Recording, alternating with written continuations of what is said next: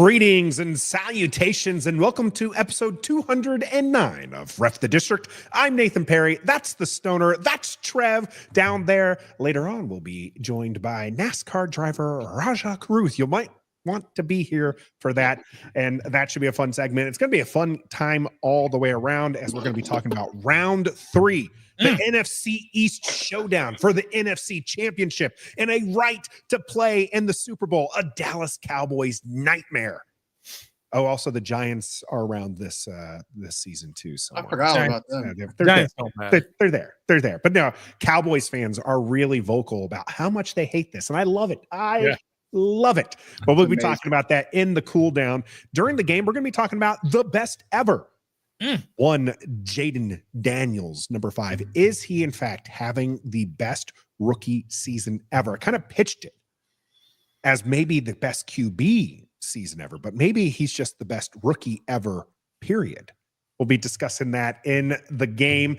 And in the warm-up, it's reliving the surreal feeling it is to beat the number 1 overall seed by 14 points. A beatdown. 45-31. Yeah, man. Beating the Detroit Lions in the Lions Den.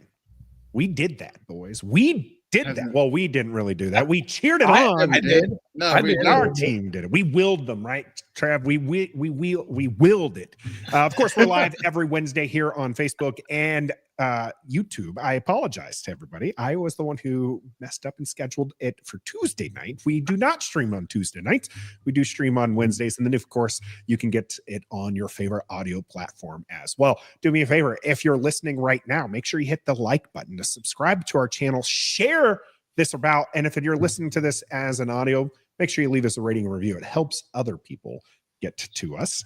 JG, rubbing it in a little bit. Evening, folks. Anyone remind Ref the District what day it is? It is, in fact, Wednesday here live.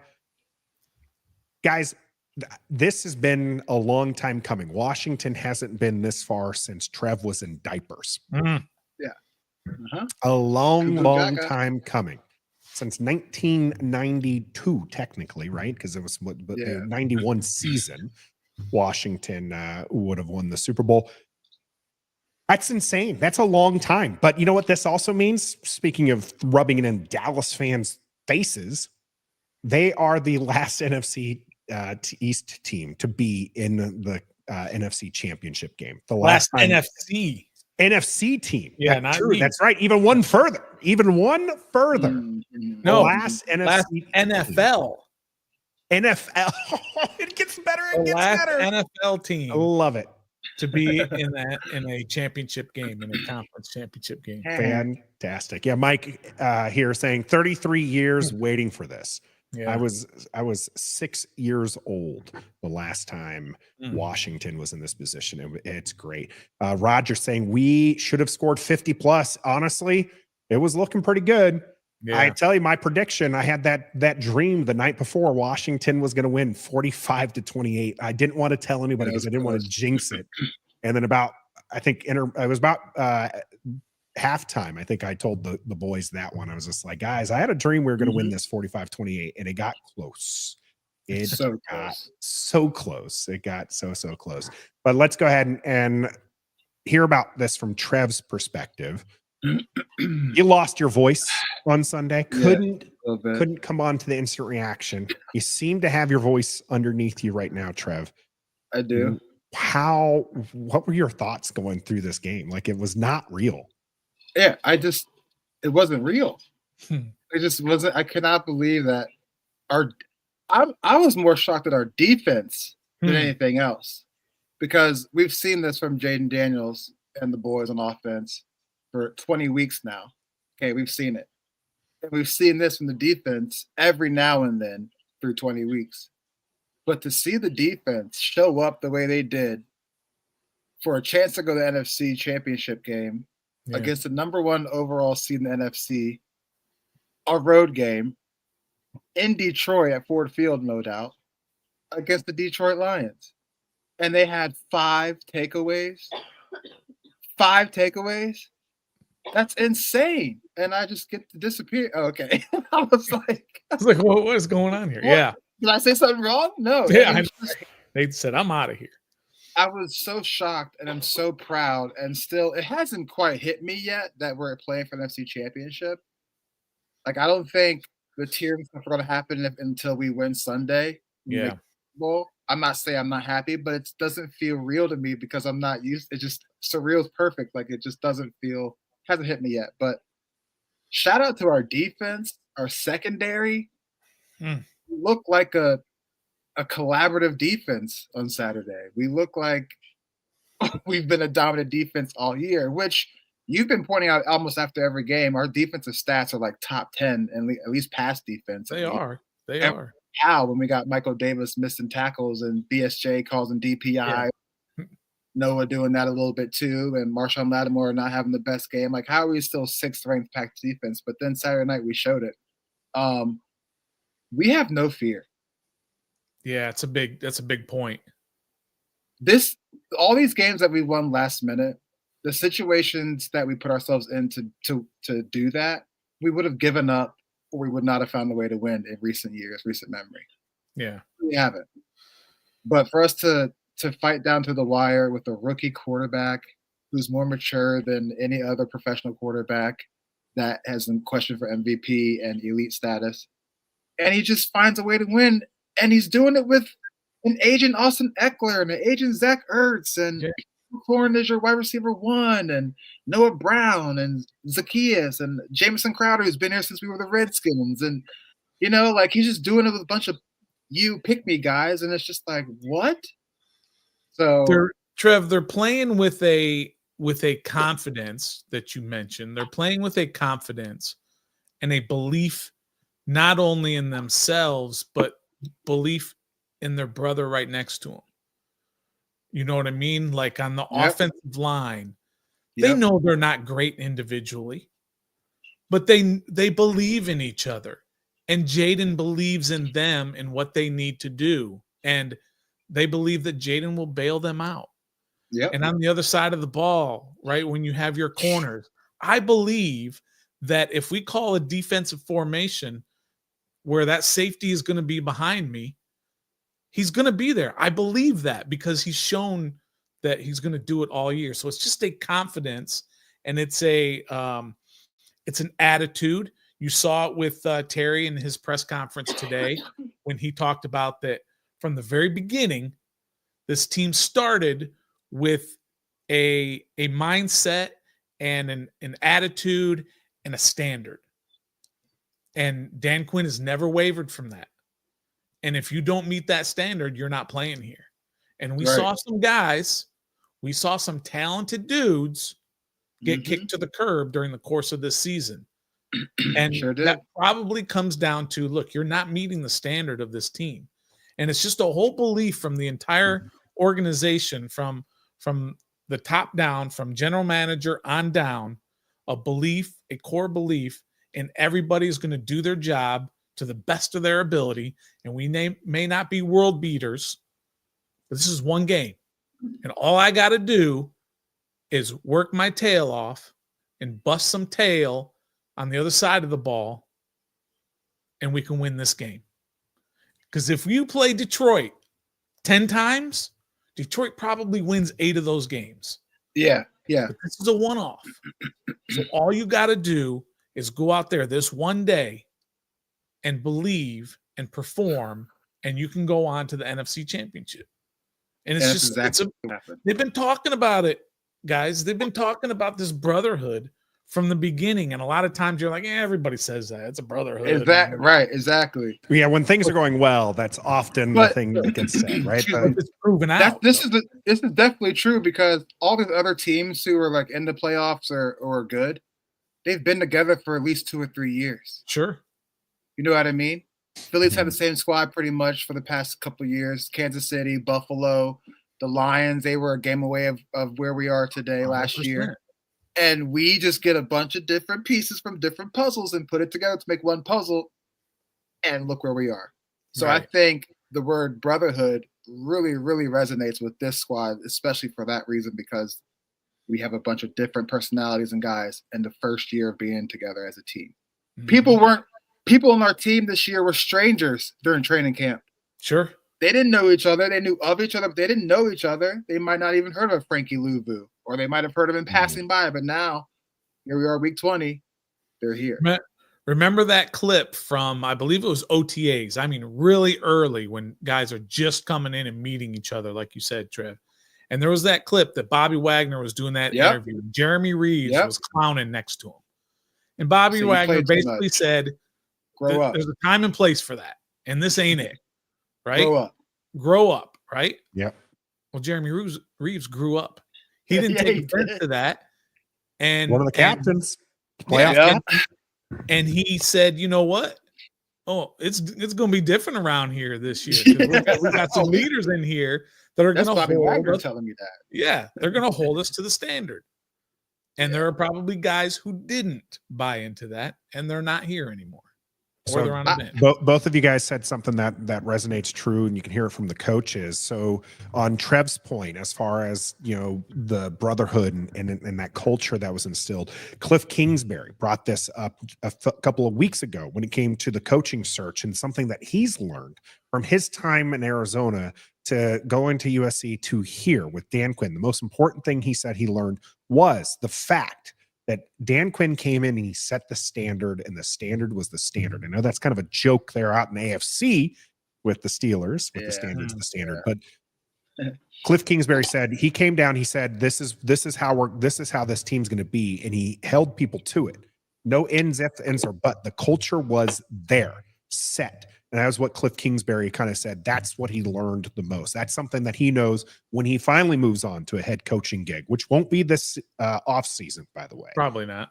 Will not be this off season. So he knows that his next head coaching gig, he needs to get there and he needs to establish the culture right away and hold people to it, because that is how you see this growth. Obviously Jayden Daniels gets his flowers here, and his incredible ability to win games is absolutely one of the things. But you've seen it even with Marcus Mariota coming in relief during the Dallas game, coming in relief during the Carolina game. They've got a decent offense. And this is something I've been trying to tell people for the last few weeks. Locked on Law saying it here. We may very well be world beaters. Mm-hmm. I asked you guys before the playoffs, when is it okay to admit that we're just a good team? Yeah. Right. Yeah, for sure. It's right just now. At this point, you got to admit it's not. We're a good team. It's not luck. It's not. It's not. One person. The whole team has to show out. This is not a fluke at this point. You don't win 12 games in the NFL and then 2 road playoff games as a fluke. Mm-hmm. There are flukes as a 6 out there. You don't do that in the NFL. You don't. There are times where you can have a fluke in other places, but they won 12 games. There was only 5 times where we had a Monday or a Friday, whatever it might have been, or a Tuesday, where we felt bad about the game that week. 5 times all year in 19 games played.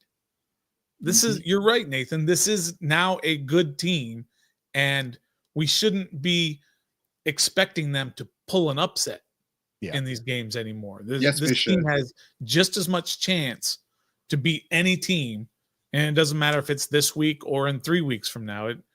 They have just as good a chance to win as anybody else. Oh my gosh. I forgot what you were talking about before, Stoner. I went backwards, and that was wrong of me, because now I can't remember what you were talking about. You talked about how you don't have. You go into it one game. That's all you have to do, and you have to perform well in that one game. Dan Quinn today talked about it at the presser. This isn't a 7-game series, right? They don't get to prove whether or not they're the best over 7 games. They get 60 minutes, right, to prove whether or not they can beat the team across from them. Yeah, and they are taking each game on about that. That is where I want. That's the thing I want to remember. The coaches talk about this through and through. A couple of things here. Roger here. My wife come out of the bedroom. I was going crazy, especially Quan got that pick 6. I think the whole neighborhood yelling. Yeah. So many people lost their voice during this. I was watching it in the main house with kids sleeping. So I had to be super, super quiet. The Tampa Bay game, I was out here in the shed, And I realized after the first half, I wasn't going to be able to speak. So I needed to tone that down. I got to preserve the voice a little bit. That's right. But that pick six, the Mike Sanderstrom, who's the graphic, 2 interceptions. Right. Just a fantastic one to end of the half. At what point, Trev, did you realize like we're winning this game? Like this game was going Washington's way. At what point was it that you were like, oh, we're going to win this game and it's going to be good? I think it was the second time we went up by 10. I think it was when we were up 38-28. Yeah. Because we were it was 31-28. 31-21 and then 31-28 and 38-28. Once we got 38-28, I was like, yo, we have like a really, really, really good chance of winning this game. Really good chance. But I kept saying, but Detroit can score in 2-3 plays. I mean, they were kind of doing it in the first half. The first half was drunk, as they said on the broadcast. That was a shootout, which I did not expect it to be a shootout like that. I thought the final score would be 24-21 or whatever I predicted, like 31 something. But yeah, so right when it was 38-20 is when I was like, okay, I think we can do this. Yeah. And then it was 45-28, and it was right there after Nathan put that prediction in the group chat, and I was like, yo, we put up 45 in Detroit. I thought Detroit was in big trouble after. I mean, obviously the pick six was a big deal because it really, they had been able to score at will up until that point, basically, right? And but during that play, of course, when Luvu knocked Goff to the ground, with that block, and Goff was out of the game. Now, you didn't think Goff was going to be out of the game for long, true, but it's a mentality thing. It's a psychological thing. My quarterback just got his ass kicked, right? This team just came in here and just punched us in the mouth, almost literally, what Frankie Luvu did. And that's a psychological advantage for a team to be able to impose their will. That's what they were doing. They were imposing their physicality and their competitiveness and all of that onto them. And when he hit Jared Goff and Jared Goff had to miss a series, then that to me was when I think we're in their head a little bit and we have a chance to win this game. And then Teddy Two Gloves comes out and leads them down to a touchdown. I'm like, okay, hold on now. Are we really about to have a close game with Teddy Two Gloves that just got done coaching high school ball and just walked on the Lions? It was a little reminiscent, Trev, of when Kenny Pickett came in, and Kenny Pickett immediately scores with Philadelphia. You're like, I was like, we're not really about to lose to Kenny Pickett, right? And we're not going to lose to Teddy Bridgewater. Now, granted, on that one, there was a certain running back who was doing quite a bit of damage against us, and thank you. Jameson Williams around the double. You're right. It was Jameson Williams big time run. That was right after also a Terry huge there. They were swapping haymakers. Yo, thank goodness they stopped running it with Gibbs for some odd reason. Well, thank you, Ben. They got behind. Yes, but you're right. They were still within enough distance that they could have kept giving it to Gibbs. But when you get down 14 points, you can't outrun too much. Ben Johnson said, F it, I ain't going to be here longer anyways. When Jameson Williams, he's like, I got a job to take in Chicago.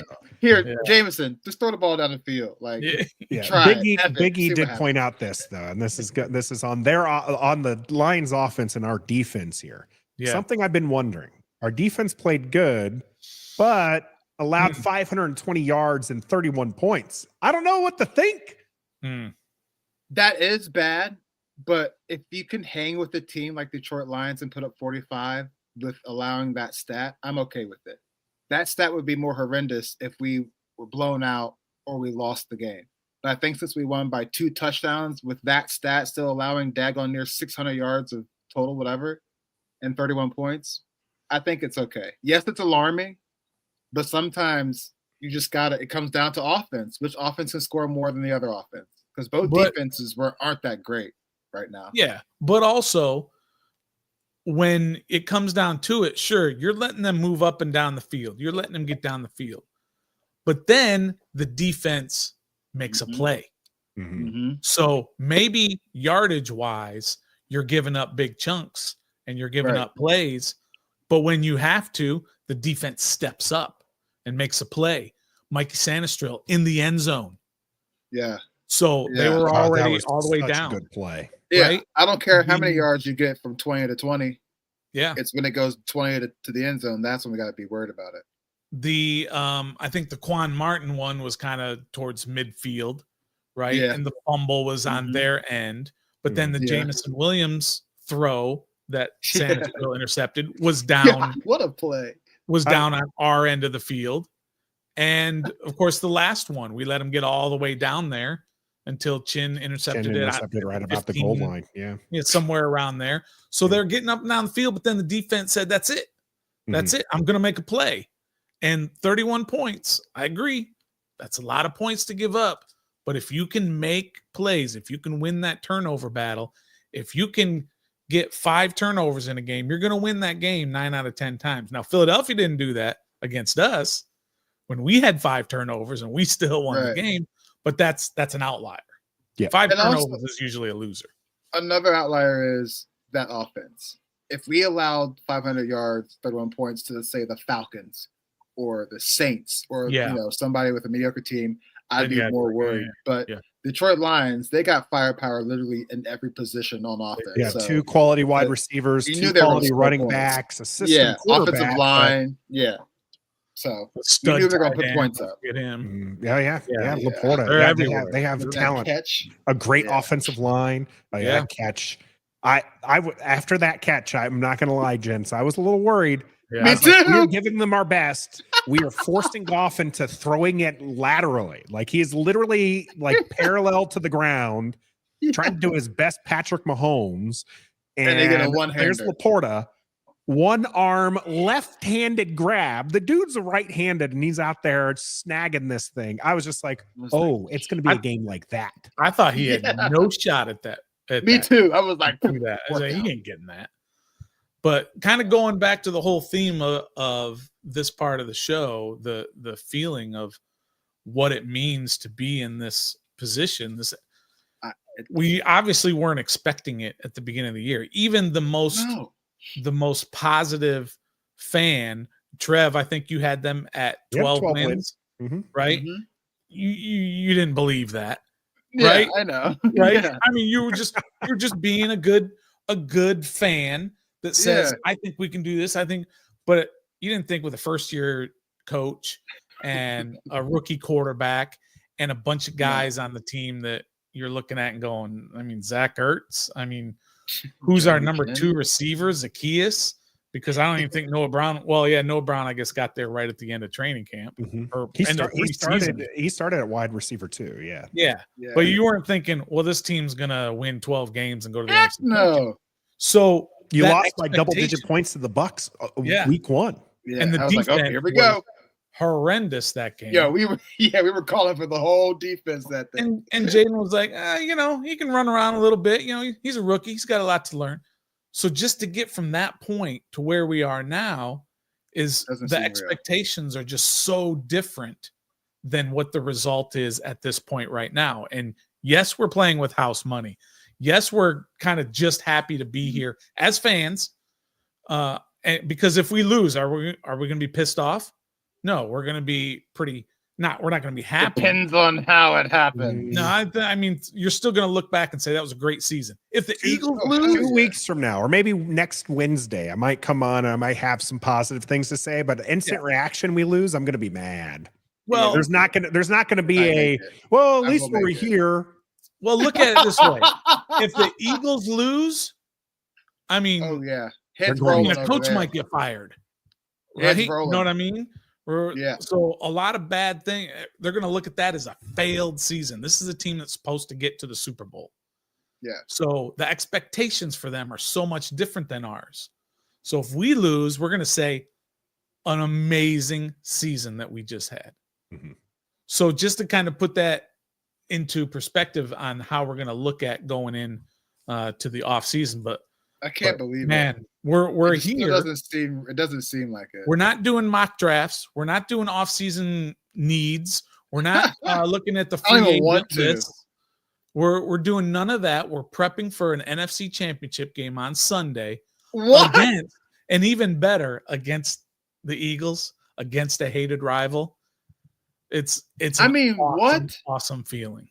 That just doesn't make any sense. It's a new feeling for many, many Washington Commanders fans. And it's really the collective whole. We talked about who deserves credit last week. Yeah. But one of the major reasons why Washington is here right now with a chance to make it to the Super Bowl is one JD5. Is he the best ever? Well, that's what we're going to be discussing coming up here on The Game. Stick with us.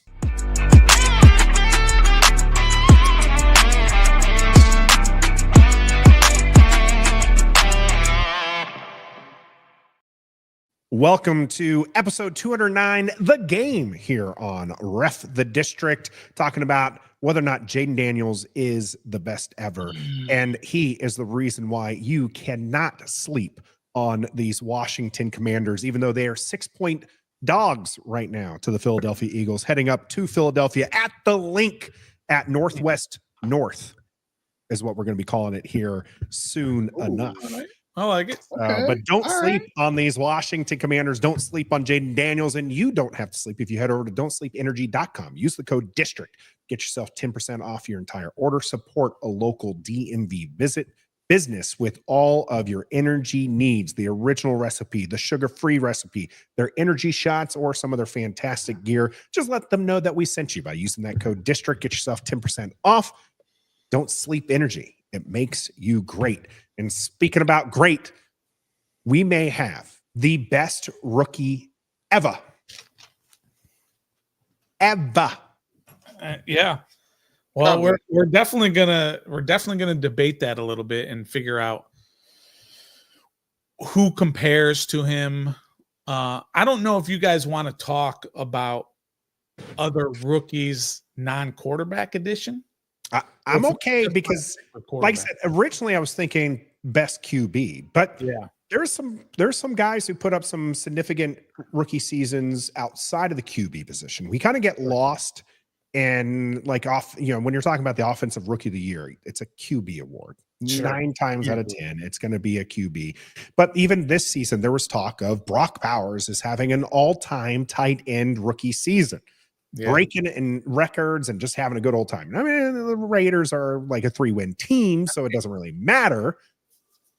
So we can include all of them. We can include, everything we under the sun. But when it comes to Jayden Daniels, there is no comparison. No. That's why he's the best ever. All right. Well, you two are very quiet, so we have no idea what's going on. Well, I just want we got our guests coming in here, I didn't want to get too deep into it. All right.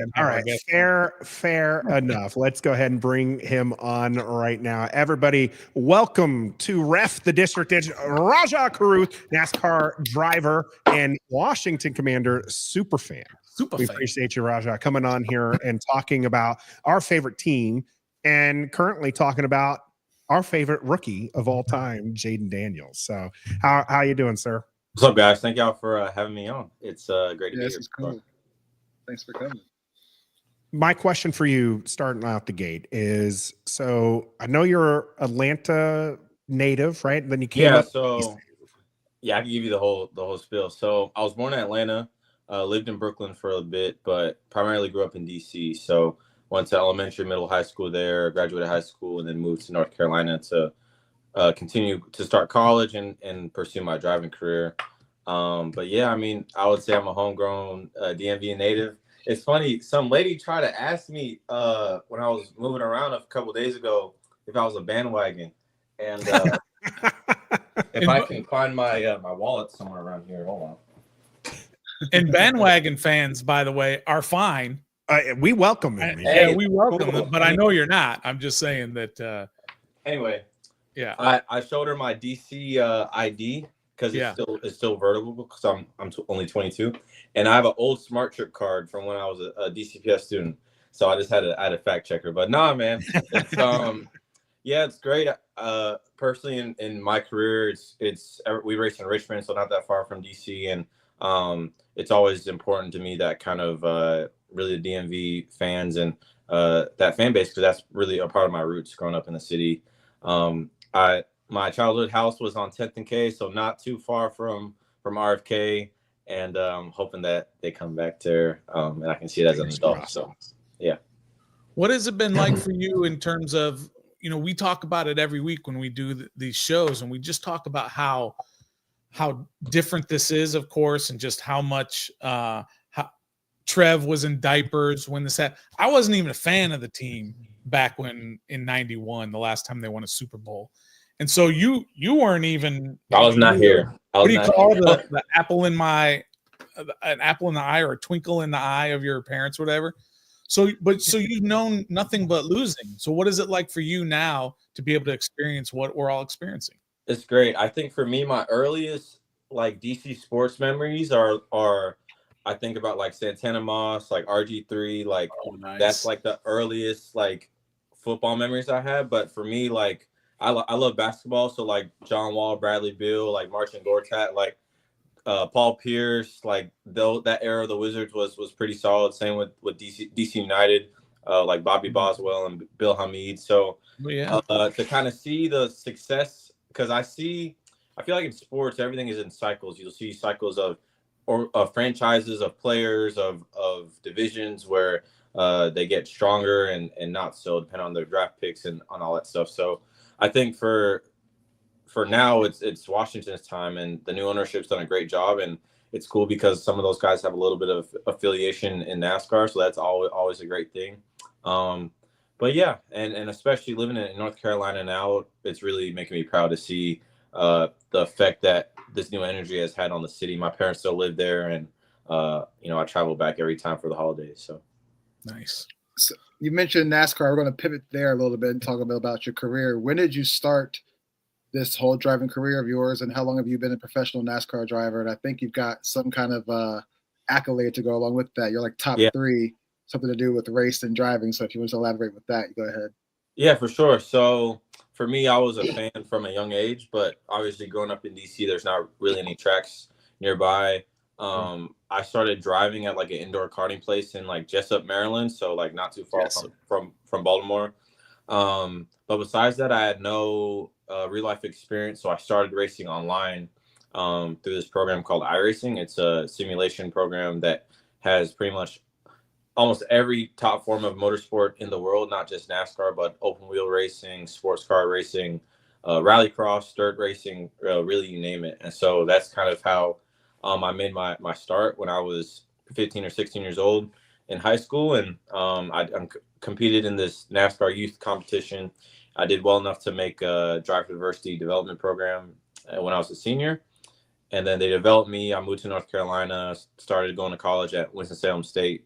And that program kind of helped me develop as a driver, but also really through the ranks of what it takes to be an athlete from an off the track perspective, whether it's doing media and carrying yourself as a sports person. So that kind of developed me right to making my first NASCAR starts in the Xfinity Series and in the Truck Series. And now it's coming into my second full-time season third full-time season in the Truck Series. Nice. And I won my first race last year. We made the playoffs, and it's been great with Spire Motorsports, Chevrolet, HendrickCars.com, and I've got a great group of people around me. So racing has been great. That was my sport growing up, and I played basketball, I ran track, and played soccer. For me, I did one Omaha drill when I was in 5th grade, and that was it. And I'm 5'7". I'm a small Oklahoma person. drill, right? That's the one you're like, nah, we're good. We're gonna play football, basketball, anything that's not full contact. Yeah. Yo, you guys, you hear his story? It's kind of similar to JD5. I heard about technology, that. To study and get ready. JD5 is the VR training to get him ready, and they're both in their early 20s and being successful. So that's pretty cool, actually. Yeah, I don't know if you can see, but this is kind of my personal training rig at home. We have a more high-tech one that we use, but I've got like some of my steering wheels here. I just put my helmet there for display, but Is that DC on the steering wheel? Is that it's that the DC, or is that just it's the events DC. nice. I'm not sure if you guys are familiar with it, but Yeah, like a lot of the obviously the events and stuff that are going on in the city. But yeah. That's Hey, were your parents resistant to you as a 15 and 16-year-old sitting in the simulator playing games, which is what a lot of boomers like us are like, you're just sitting there playing games, go outside. And then, obviously it developed into something bigger, but were they a little resistant at first? Yeah, at first, I think because I figured out that I could race online. Like I took my school computers. It was a MacBook. I partitioned the drive to put Windows on it so I could run the program. So my school computer was kind of messed up from it. And so really my parents are both educators. My dad teaches at Howard. And so, education is super important to my family. With, having Caribbean roots, it's really a staple in our culture. And so for me, it was instilled that's cool, but finish, do your work. And so that's why I finished my education at Winston. But at first, my mom was wanted me to just focus on school. But really, my dad's been supportive since day one. Same with my mom and my sister, and really my extended friends and family in the district and elsewhere. So that's really kind of how it started for me compared to a lot of other kids in this industry. Jessup's just up the street from Fort Meade, place where I was stationed for a couple times. So that's pretty cool to hear that you were racing up on that side. It's also just really cool that you're a NASCAR guy, because there might be somebody else that Washington fans might be familiar with that's a NASCAR guy. Someone Joe Gibbs, maybe. I don't know if you heard of him. Maybe. Have you ever had the chance of running in with him and talking either Washington or NASCAR with him? Well, not only Coach Gibbs, but Dale Jr. himself. We were texting a little bit about kind of through the season. Last year a little bit too. But actually, Coach Gibbs' grandson Ty, we've raced against each other over the years, and that's a cool guy that I've gotten to know. So it's kind of great to kind of have a few fans in my industry that, like I said before, I don't know too much about football compared to basketball or obviously racing, but to kind of talk to those guys that have similar interests and backgrounds like I do is really cool. That's pretty cool. So sorry, Trev. I was going to put him on the spot real quick. All right, go ahead. I'm going to put you on the spot. We all talk about what we would give up to win a championship, to win a Super Bowl, right? So I'm not going to put you on that for a Super Bowl, but what would you give up to say win a NASCAR title? I would literally give up my right pinky. Maybe my toe pinky, maybe not my hand pinky, but what would you give up? That wheel there, Stoner. Something that extreme to win a NASCAR title, a season title. Man, I don't know. I mean, I think that's the question a lot of athletes are asked in terms of what they would do to achieve the ultimate result in their practice in their division. But for me, I don't know. I look at it from a perspective of my preparation. And what personally am I willing to give up and sacrifice to better myself through my driving and through my training, so I can be there and be able to perform in those high tense scenarios. And we have playoffs in our series, so we have Game 7 moments, cutoff races, late race restarts, and overtime. So high stakes moments for sure. But in terms of what I would give up, I don't know how to answer that question, but I would say from a personal perspective, I think I do like other athletes have a lot of personal sacrifices, because this is really what I'm working to have my life's work to be for the next few decades for sure. There's a lot of synergy with Jayden Daniels that I'm hearing. It is really. So outside of Jayden Daniels and Terry McLaurin, I don't know how many games you've gotten to catch this season with your busy schedule with NASCAR, but who on the team has really impressed you, stood out, that could be an X factor that could help us take us to where we need to go? Okay, I think B-Rob has definitely stepped up this season. It's been great to see. Same with De'Ami Brown. I think, honestly, I don't want to make you guys feel old, but I remember when Jamison Crowder was first on the team. I was a little bit young. I promise I won't make y'all feel old. But it's been great to see a lot of these people that have been on the team for a good amount of years kind of get their moments to elevate, because I think football and racing have a lot of similarities in that it is such a team sport. There are individuals that have their moments to shine, but if you look at a race team, you have the driver, you have your crew chief, which is like your head coach.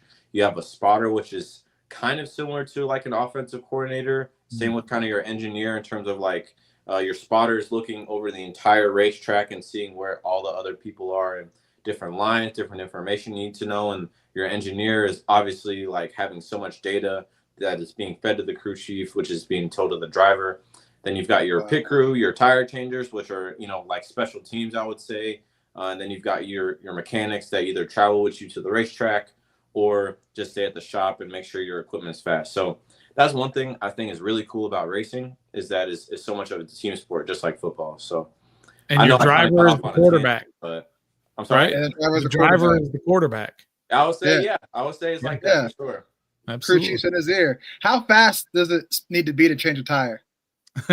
They're so fast nowadays. I say you can do now on the Cup Series. They do 4 tires and a full tank of like 10 or 12 gallons of Sunoco fuel at like 8 seconds, 8.5 seconds.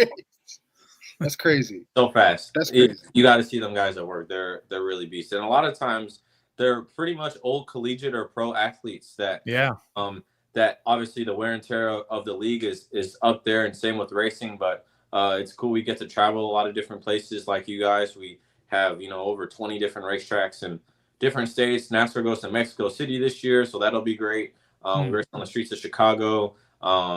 It's a great little industry for sure. Well, Washington's going to be doing some traveling this weekend, heading up to Philadelphia. Jayden Daniels has the chance to become the first rookie quarterback to lead his team to the Super Bowl. What do you think of Jayden Daniels in this rookie season? Do you think this is quite possibly the best rookie season of all time? I guess so. I mean, you only have 22 years of experience. You're younger than Jayden Daniels. That's crazy. I mean, I think at the end of the day, when you see somebody that's able to just execute their job at such a high level and block out all the noise, block out the pressure, the expectations, the opinions of other people, and just focus on his process, his people, that's such like a inspiring and infectious aura to be able to see. So I think for him and the team, the sky's the limit, because I think they've done a great job from the outside looking in. I feel like they've done a great job of just focusing on their process and their people and crossing their I's and dotting their T's, or other way around, and really just doing the things that they can, focusing on the things that they can control. So that being said, I feel like the sky's the limit, and that's a great mentality to have, not just in sports, but in life, just focusing on the things that you can control. Hey, I'm going to just make a statement, and Trev, so when I'm done, you can jump in. I'm not going to actually have a question. But what you're doing, Raja, in terms of going from a guy, a young man who is doing things on your computer and on simulators, and then going into NASCAR and working your way up. And at 22 years old, you're probably, I don't know, maybe you were 21 when you won that race last year. You're in the truck series, which is a stepping stone to get to where you want to be and that next step in NASCAR. It's a very impressive what you're doing. And I'm glad that we were able to link up and find you and find another Commanders fan, because your story is just as inspiring as what the Commanders are doing. So you have some big fans here with Ref the District, and probably all the Commanders fans who are going to watch this. So well done. Good on you. And we're real happy with exactly what you're doing. Man, I appreciate that. It's cool to be on. The older I get, the more I'm kind of learning about different things, and it's been great to really learn about the sport and the industry of the NFL. So it's been cool to see, and obviously our home team is doing great. So good times, and it's funny that they're playing in Philly because my sister also goes to school up there. So it's did you get tickets? No, but because we have an event for my team here in South Carolina. They've got the Greenville Swamp Rabbits, their hockey team, has a NASCAR event this weekend. But I'm definitely going to be bugging her about the game this weekend. For sure. So I don't know if we'll get to talk to you afterwards or whatever future reference, or if we win or lose this game on Sunday. But if we happen to so-called take that L Sunday, what do you think we need to do to improve the team that can prevent us from taking another future L in the NFC Championship? Cornerback, defensive line, linebacker. What do you think? I think, for one, I think the one thing that has been a struggle this year is dealing with really strong run offenses. You look at how Saquon Barkley kind of ran through us both times we played Philadelphia this year, and even with when we played Tampa Bay. So I think overall that would be from a very layman and naive perspective, that would be outside judgment. But I think I'm also a believer in kind of building your people and your organization, and not like, when you have a loss or you have obstacles that you go through, not kind of jumping ship and changing your people around. I'm a believer in kind of staying the course, weathering the storm, and like building with your village. So that's kind of my perspective on it. Hopefully that answers your question. It does, yeah. There was a stat, actually. I'm trying to see if I can pull it up because, here it is. This is from Jason OTC. Of the final 4 teams in the playoffs, the Chiefs ranked 6th in homegrown players, which you're talking about, Raja, right? Like you just build through the draft, right? The Bills ranked 9th. The Eagles ranked 11th. The Commanders are on the other extreme, 27th in homegrown players. Remember 60% turnover on the roster. And not only that, but they also dropped several Ron Rivera draft picks during the season. So this is a whole new team that has come together, and it's pretty outstanding. You can tell Adam Peters and Dan Quinn, they want to build through the draft, but we weren't built that way. And they turned us around in 1 year to get us to an NFC Championship game, 1 game away from the Super Bowl. Maybe you can get Super Bowl tickets, Raja. If we Dad, we're going. Maybe you could get 3 extra Super Bowl tickets. I had to pay them y'all way. You got connections. You got Joe Gibbs. You got Dale Earnhardt Jr. That's good options. Yeah, you got rep the district. But I'm going to put you on the point before we let you go. Put you on the spot here before we let you go. Who wins, and what's the score? Come on, Raj. I'm going to say Washington wins. Okay. I think it's going to be. Do we know the weather?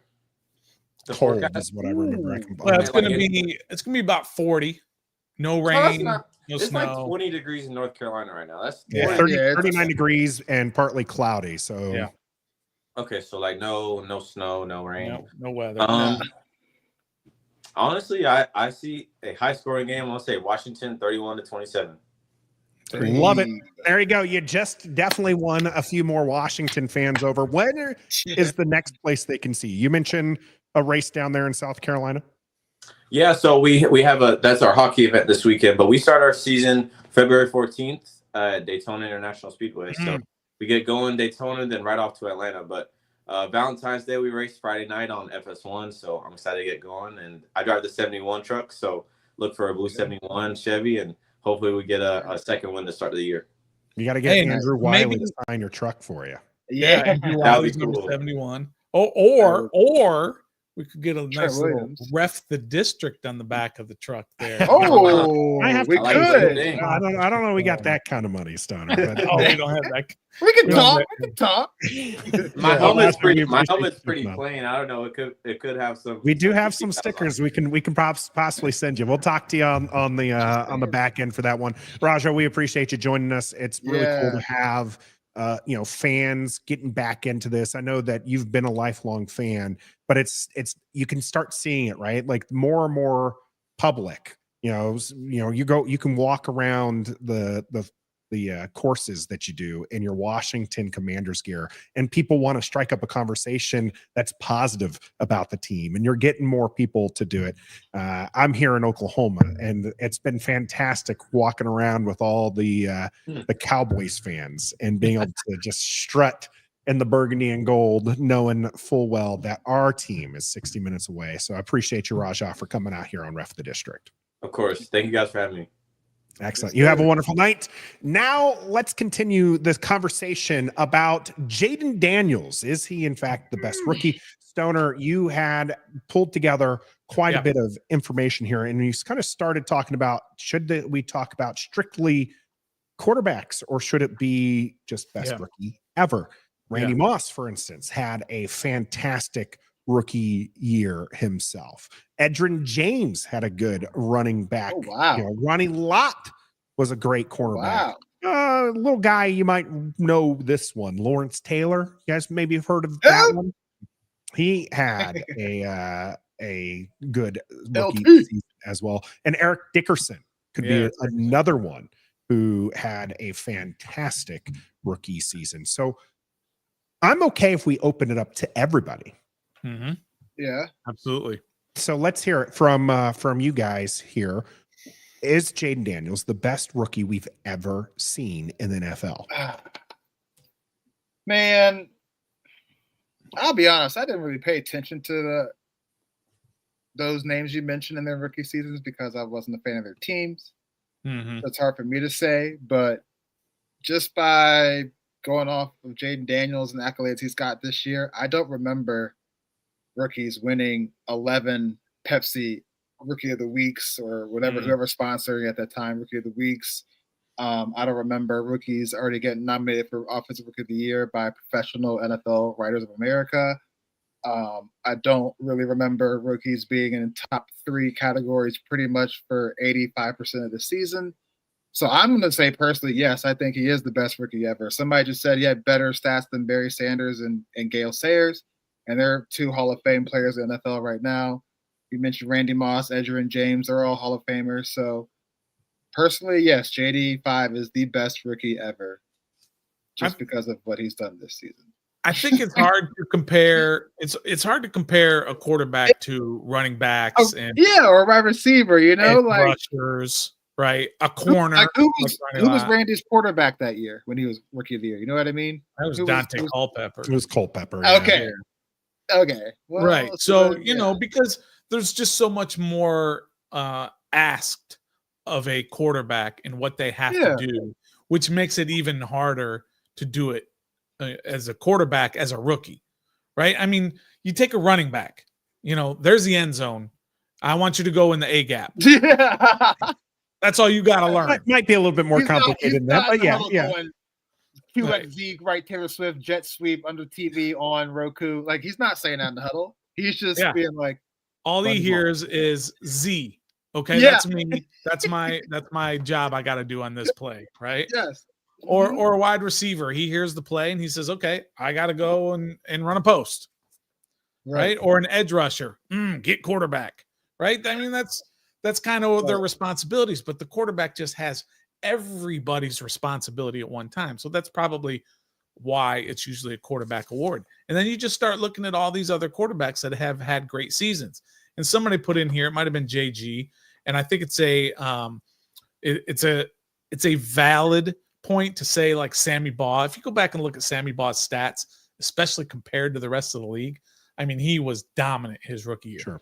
Yeah, I actually have it up if you want me to read that here from Wikipedia here. Professional career during his rookie season, Sammy Baugh played quarterback, although in Washington's formation, he was officially lined up as a tailback or halfback until 1944, safety and punter. Set an NFL record for completions with 91 and 218 attempts, and threw for a league-high 1,127 yards. He led the Redskins to the NFL Championship game against the Chicago Bears, where he finished 17 of 33 for 335 yards. And his second half touchdown passes of 55, 78, 33 yards gave Washington a 28-21 victory. Yeah. It actually his passing yards remained the most ever in a playoff game by any rookie quarterback until Russell Wilson broke that in 2012. Yeah. But look, I mean, that was obviously a great season relative to the rest of the league, right? But let's bring it up to the Super Bowl era at least. I mean, I almost want to go into the merger, which was almost around the same time. Bring it to the Super Bowl era. And then we'll look at all the different quarterbacks and what they have done. And there's been some great ones, right? But you look at it, you look at what they did and you compare it to Jayden. There's just no comparison. And a lot of people want to say, I don't know why people keep bringing up Andrew Luck, right? Because Andrew Luck had a pretty good year, but he didn't have anything close to what Jayden wasn't even offensive rookie of the year.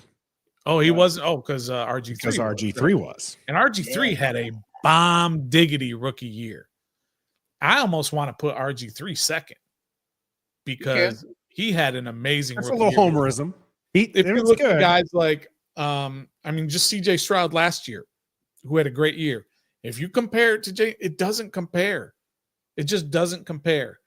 And it's a little bit skewed because now we've seen it in 2 playoff games, and the award is a regular season award. Yeah. So it's almost not fair because he's done so much great things in these last 2 games. So now you want to keep building him up. But in terms of the award that we're going for, which is just who's the best ever, that counts. That's a big part of it, to be able to look at him. And you want to look at Justin Herbert's stats. Awesome stats. They won like 6 games that year, something like that. And remember, he didn't even play he wasn't even supposed to start. But Tyrod Taylor, remember they punctured his lung or something, the doctor did in that first game, and then he comes in. He wasn't even good enough to win the starting job out of training camp. And Jayden Daniels has done all of that. But if you want to compare passing stats, there's a few quarterbacks who can be compared to that. But then you just add 900 yards rushing. Which is a rookie record. Which just takes it to another level. Which he also did sans fourth quarter in the Cleveland game, sans pretty much all the quarters in the Carolina game, and a half in Dallas. So significant time missed out. I know the extended season, you might want to sit there and say, well, he had extra time, but his rushing yards per rush and game or whatnot were outstanding and put him heads and shoulders above all the other quarterbacks. And I encourage a lot of people to go out there and watch some of these film guys, these really good film guys, right? And they break it down as to what he's looking at and what the decisions that he has to make and how flawless these decisions are, even on plays that don't work. He's still making all of the right decisions. And he's carrying a team. He's absolutely carrying a team. Remember, we had that whole thing on Twitter, at least, when Alex Smith went out there, and Alex Smith said Patrick Mahomes is doing more with less than anybody out there. What an idiot. What a homer. Actually, I thought it was it wasn't as bad as it was made out to be. It's bad. Because Kansas City doesn't have a whole lot either on offense. They got Isaiah Pacheco, Travis Kelce, Hollywood Brown, Xavier Worthy. Hollywood Brown, stop. That guy's he's a nothing. He can't stay healthy. De'Ami Brown is 10 times the receiver Hollywood Brown. Oh my! Okay, now you just opened up a whole other can of worms. Okay, all right. I'm not doing it with you right now. Before we get too carried away with talks like that way. I don't know if that one. He's yours. You take care of him. That's your man. Right, that's your. Let's be real when it comes to that Alex Smith comment here. The only quarterback left in the playoffs right now that has to carry his team is Jayden Daniels. If you look at the defenses of the rest of these teams, they're all in the top 10. Washington, not a top 10 defense. Washington, not a top 15 defense either, for the record. So Jayden Daniels is absolutely having to cover up a lot of gaps and a lot of different things. A lot of gaps. He has Terry McLaurin. That's it. What'd you say? That's it. That's the end. I know Raja loves himself some B-Rob, but B-Rob is okay. De'Ami Brown, love playoff De'Ami. Where was that the previous 17 games? Yeah, I might have been the previous 3 years. You did. You years. Totally did. Sorry. He had 91 catches one year in Baltimore, so my bad. My bad on Hollywood Brown. I'm just saying. Talking about a guy who had he was just hurt all year. Catches coming into this year. Yeah. My hurt. bad. So JD5 is definitely He's definitely doing it with. I mean, if you look at their core, I mean, Zach Ertz coming. Is he 32 years old, and almost had a career year here in Washington because of Jayden Daniels. 7 touchdowns, 66 catches, or 68, whatever it was. And guys like remember when Noah Brown got hurt? And I know Nathan kind of says that wasn't me, But when he got hurt, everyone's like, "Oh my God, what are we gonna do?" Noah Brown's he's gone down, and I'm like, Noah Brown, he's about as jagalicious as you can get. But that's because Jayden Daniels made him look so good. Exactly. Well, catching those DPIs was pretty good too, by the way.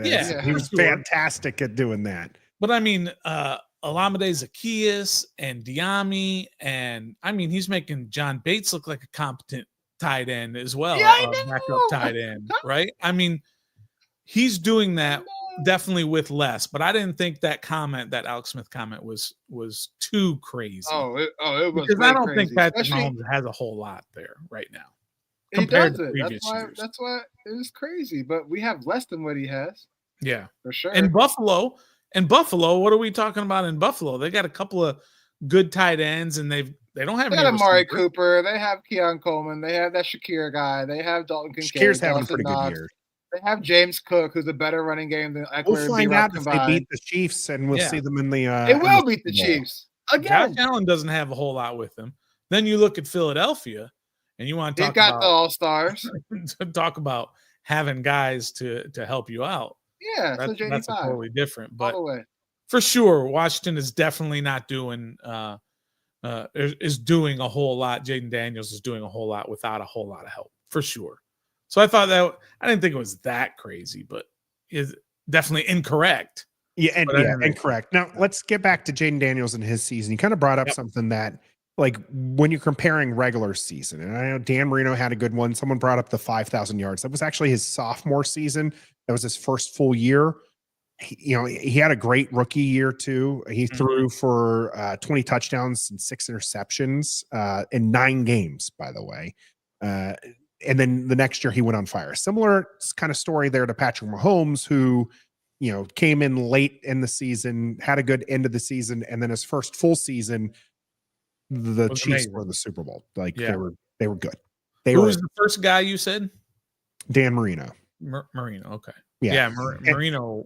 Yeah, not his much first full season was 5,000 yards, but that was his sophomore season, his first rookie year. And that's what I think makes this different. And you hear about the Tom Brady and everybody talking about how cool collected he is. So my question, getting back to the main crux of this, is he had a good regular season, and there might be some places where some of these other quarterbacks, or maybe even some of these other players, had a good or better stat than Jayden Daniels during the regular season. How much of this are we going to put into the postseason? Because this is a guy who directly contributed to 12 regular season wins, which was the 7th best record, 6th in the entire NFL. 6th in the entire NFL. Okay, 4th in going into the postseason with the 6th best record, led by a rookie quarterback, who then orchestrates a 4-minute and 41-second game-ending drive against the Tampa Bay Buccaneers in Tampa. And then absolutely dominates. People will come up with the excuses. Oh, the injuries. Oh, all of this. They've been injured all year. They were still 15-2. And they showed the stats during it. They were still a top 5 defensive unit. They were the 1 overall seed. Jayden Daniels, lost 2 games all season. Jayden Daniels made them look silly. Yeah, absolutely silly. Yeah, it plays a huge role. The playoffs are almost the deciding factor if you want to put somebody on an even level. There's a reason that a rookie quarterback has never played in the Super Bowl, started in the Super Bowl. There's a reason for that, because it's just so almost impossible to do, because there's so much that a quarterback has to learn over the course of time. So, yeah, I think that playoff part puts the guys over the top. When you look at RG3, what he did in the playoffs, or if you look at some of the other guys, what they did in the playoffs as rookies, there's just no comparison to what he has been doing this entire year with less, and with a team that won 4 games last year. And yeah, it was a big roster turnover, but you brought up that point, Nathan, which, by the way, when you brought up the point about the homegrown players, I was over here on my Stoner's Nuggets, crossing off one of my nuggets there. But I ate one of your nuggets, Stoner. Yeah, you stole one of my nuggets. But 27, 27%, 27. Is that the number? I already forgot. Yeah, they're 27 team in the league in terms of having homegrown talent on the team. I'm actually surprised it's not a young. Yeah, it's not a young team that was built through the draft. Yeah, it's probably because Ron Rivera draft picks like Terry McLaurin, Daron Payne, Jonathan Allen. Inside joke before people get mad at me. Inside joke. Saw that. So noted. I'm not being serious. It's an inside joke. But so it is. What Jayden Daniels is doing is special. And it's not, I don't think it's recency bias. I don't think this is one of those things. So we just had a great season in CJ Stroud. And this is superior to that, right? This isn't, no offense to Sammy Baugh, who obviously won an NFL championship, and we absolutely count those here in Washington. All right, I'm not saying that was not a significant contribution to what he did, but through the course of the changes in the NFL and what is asked and everything, I just told you when I read that off, Sammy Baugh, while he was throwing passes, was technically a halfback tailback. Right. And he was a do-it-all guy. Jayden Daniels is a specialist, and he might be the best specialist we've seen in a long time. This, for me, it is. If healthy, right? As you always have to put that one on there, he potentially might be in the top 3 quarterbacks in the league. I wouldn't put him top 3. I can't. I did this whole thing in my head and looking at everything. He's number 1 quarterback in the NFC. I don't think there's even any question about that right now. And the other 3 are in AFC. Well, they're 4, I think. Sorry, you can't put him ahead of Mahomes, Allen, Lamar, and Burrow. You just can't yet. He's 5. Okay, so I put him 5 overall in the entire NFL. Me too. I mean, it's amazing what he's doing. And just for the whole best ever rookie season, I think it's already a done deal. And it's not just us biased talking about it. You hear it from all around in the league. You hear it from coaches that are still playing.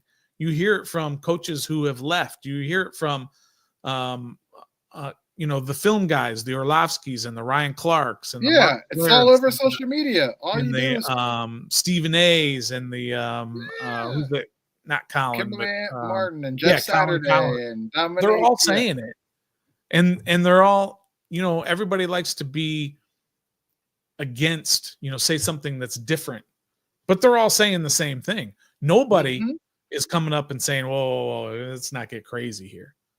Everybody's saying it, and because it's true. You just got to watch what he's doing and just be blown away and impressed with it. My timeline will just randomly, and I'm sure both of y'all just randomly pop up with a fact that has Jayden Daniels' name attached to it. That you don't even think of or even care about. Honestly, you're just trying to see what's on Twitter, and it's like, oh, here's another Jayden Daniels stat that makes him the only quarterback rookie in the history. So it's like, yeah, dude, yeah. A 99.1 QBR against Detroit. 100 is perfect. He had a 99.1 QBR, never done in the history of the NFL. And he's doing things that are not just like, they're not the best ever as a rookie. He's doing things that have never been done in the NFL in history. Some of these stats that he's making it look so effortless. It's unreal, Trev, how smooth he is. Like his calm demeanor and everything. And they talked about it ad nauseum. Tom Brady and company were all talking about how, nothing phases and everything. And that's true. But it's just like they're showing him on the bench during these moments. Focus on him when he's in the game and just how effortless he makes it all seem. The first game against Tampa Bay, they talked about how his running style, he just is like gliding through players. And the way he does that and avoids trouble, it's fantastic. Yeah. And really and also what's impressive anyway is that he doesn't the big thing about what I like that I see about him, Trev, is how calm he is, right? But when they score a touchdown, he's celebrating. Oh, for he's, sure. He's loving it. He's dancing and everything. He gets back over into that seat and he locks the F back in. Yes, right? He does. He locks right back in. Okay. Yep. You don't see him rapping no rap lyrics like Drew Lock on the sideline after throwing a touchdown. Right. He's not goofing around. He's not I don't know. Didn't we have a quarterback who like went into the stands and high-fived before the game was over? We had that happen before, right? All right. He's not doing things like that, right? He's just cool and calm. Then when they score, he celebrates. Then when the game's over, he celebrates like the rest of them. He gets in that locker room and he's one of the boys. So he's not like an eccentric kind of guy that you worry about maybe alienating the locker room because he's different. He's not. He's one of the guys. But when he's on that field, when it's time to lock in, he locks in. And it's again, it's a stone cold killer. We have all kinds of superlatives for him. And there's not one particular one that we can say that would do justice to what he is as a football player and what he's doing for this entire organization. It's just incredible. It's just, it's mind blowing. I'm trying to find the right words. There are none. Running out of them. We've been a lot of praise of Jayden Daniels, so much so we haven't really talked about any other real rookies to really compare him to. We threw out a couple. Yeah. But I think it seems clear in our heads, at least, and in national media talking about it as well, that Jayden Daniels is, in fact, the best rookie the NFL has seen in the Super Bowl era for those Sammy Baugh lovers. Yeah. So it makes sense. I mean, the guy was the Sammy Baugh here in DC was something else, which they did move from Boston. This is how long ago this was. They were in Boston when he was drafted and they moved to Washington. That's his rookie year. So that's how far back you have to go for that. Not again. So best rookie in the NFL in the Super Bowl era. And he's ours. He's the one that we get to cheer on. That's crazy. So and he has the opportunity, by the way, as Nikki J here says, Jayden Daniels will be the 6th rookie QB since the 1970 merger to start a conference championship. He has the chance to become the first to win it. Sean King in 2000, Big Ben in 2004, Joe Flacco 2008, Sanchez in 2009, and Purdy in 2022. I mentioned before, and I'll mention again, all those other ones had fantastic defenses. Will the defense be able to show out this week against the Philadelphia Eagles? We'll find out here in the cool down.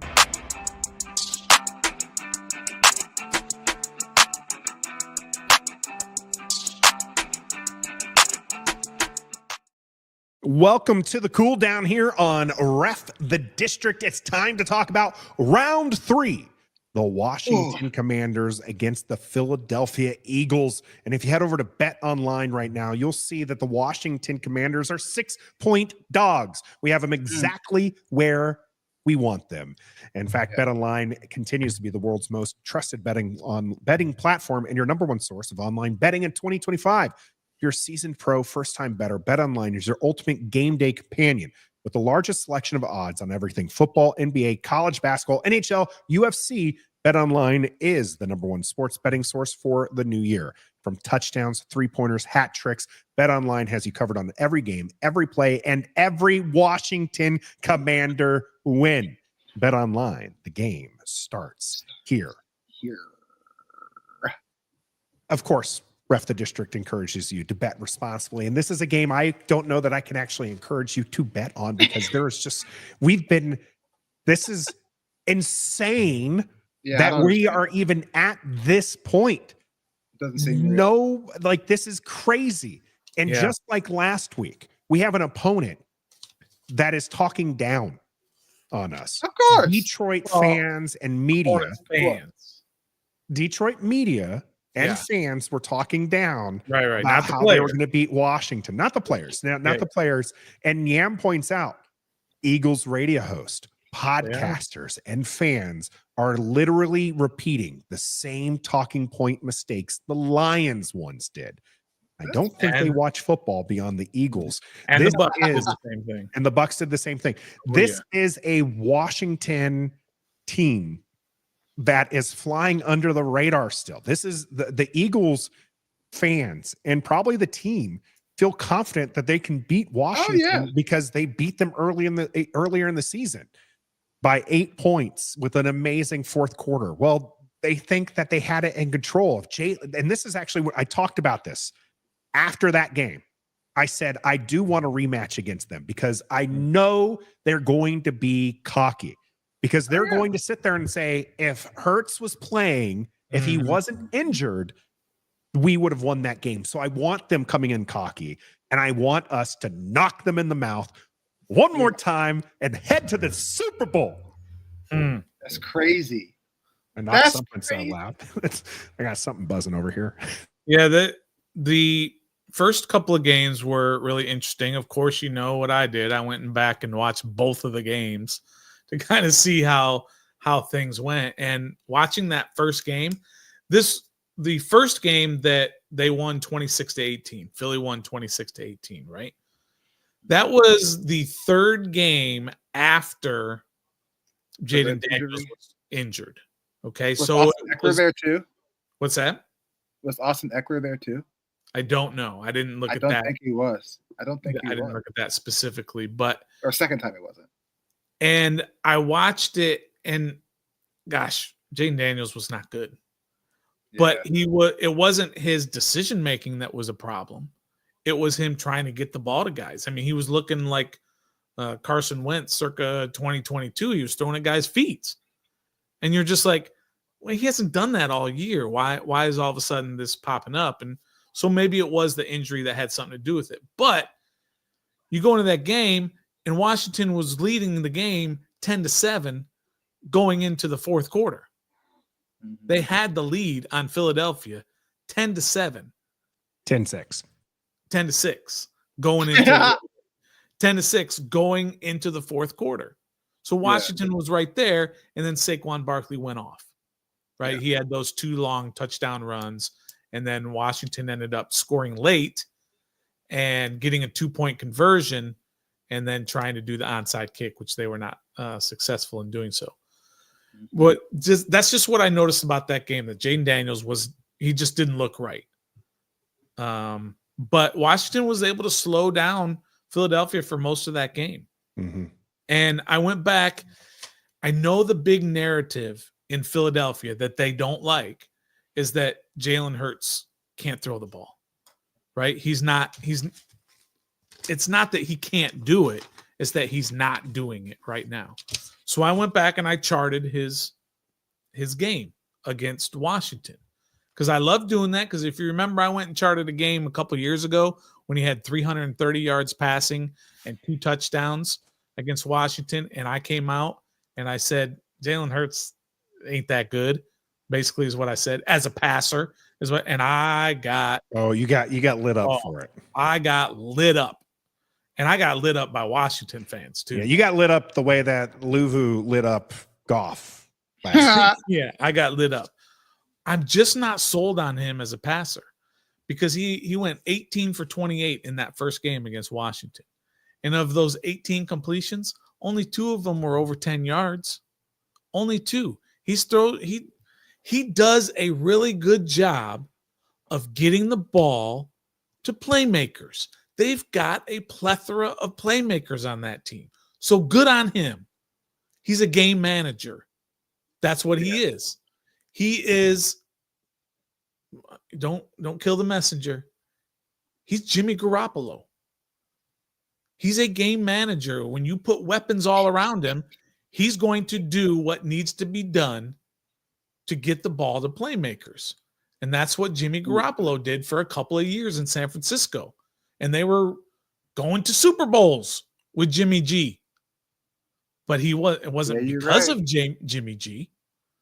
So that's the type of what he's doing for the team. Obviously, he's more dynamic as a runner. Now he's got an injured knee. And so he's probably not going to be a dynamic runner in this particular game. No, he's not. No, he is not. So like I said, in that game against Washington, he had 2 completions over 10 yards, 10 air yards, not yak. I don't count all the yak. I'm talking about from where he throws the ball to where the receiver catches it. Yeah. He just dinks and dunks and dink. Good on them, right? And in that 330-yard passing game that he had a couple of years ago that I got lambasted for saying it's not that good, it was the same thing. He was just getting it to his playmakers. And he had a couple of plays that he went downfield that were just moon balls, that were 50-50 balls, that Devontae Smith is better than Kendall Fuller, right? And A.J. Brown is better than Cam Curl. And so they're going to make those plays, but that's all he was doing. So I think the biggest thing to take away from what I saw on the tape for that game, plus the start of the second game when he was I only think he threw 4 passes in that particular game, is that he's not going to beat you with downfield passing. He's going to get the ball to his playmakers and let them make the plays. And that's what Washington has to guard against, because I don't think he can be a runner in this particular game. That's kind of my overall thoughts on looking at offensively for Philadelphia and what they have to do to stop them. Well, I don't know if we want to go any further before we get to Stoner's Nuggets entirely. Mm-hmm. So maybe you can answer this question for Gus before we get into that, and then Trevor's news and notes. Gus is asking, how was the Washington offense ineffective in the first game? Remember, 10 points going into the fourth quarter. Yeah. Versus Philadelphia, but then so dominant in the second game. Now, mind you, they did put up 22 points in the fourth quarter to end up winning. So it wasn't like they had a fantastic game there either. They had 14 points going into the fourth quarter. It was just an outstanding fourth quarter. Why, or what was the difference between those two games, and what can we expect this game? Well, without being able to kind of fully dive into every single play and what was going on with defensive linemen and all that, my overall observation is just that Jayden Daniels was hurt in that first game. He was not getting the ball to his receivers who were open. He was throwing at their feet consistently. And you're just looking at it going, that's not Jayden Daniels. That's not what he did before that game. And obviously it's not what he's done since then, until you get to New Orleans. The New Orleans game was not good for him either. But that's what the difference was. And then in that second game, like you said, they had that offensive explosion because they had to, because they were losing that game.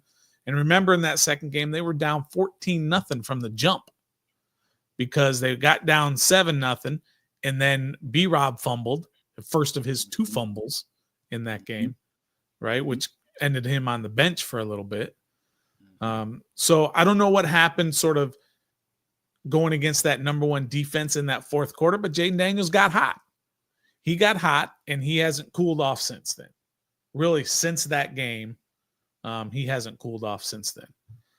So it's really hard to kind of break down why all of a sudden he got hot against a number 1 defense when he was not so good. But I'm just going to chalk it up to the injury, that the rib was still bothering him. It was 3 weeks after the injury, and so I'm sure it was just still bothering him. He couldn't make those throws. And I think the fourth quarter explosion goes down to kind of what we've seen from him. And somebody had put it in the chat. Let me see if it got buried already. But it's the learning experience of, JG here. I'd say that it was just part of the JD5 learning curve, where we've seen him do that before, where, like, we're talking the whole season, but we've also seen it in game, live in game action, where he just starts to kind of figure out what's going on with the team across from him. Sure. Let's hear from Stoner and his Nuggets here on Ref the District. Stoner Nuggets coming up. Chick-fil-A sauce.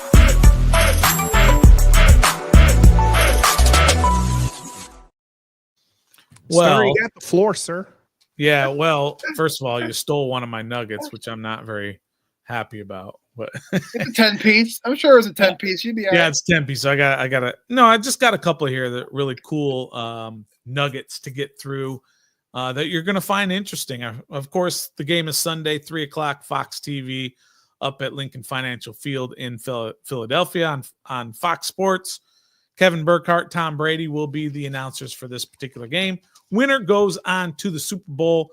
And, of course, Philadelphia is a 6-point favorite in this game. Here's a couple of cool little nuggets, Trev, that I got for you. Okay.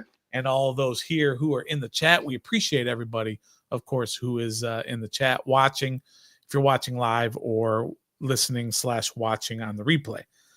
All right. Jalen Hurts has played in 7 playoff games. He's been in the playoffs every year that he's been a starter.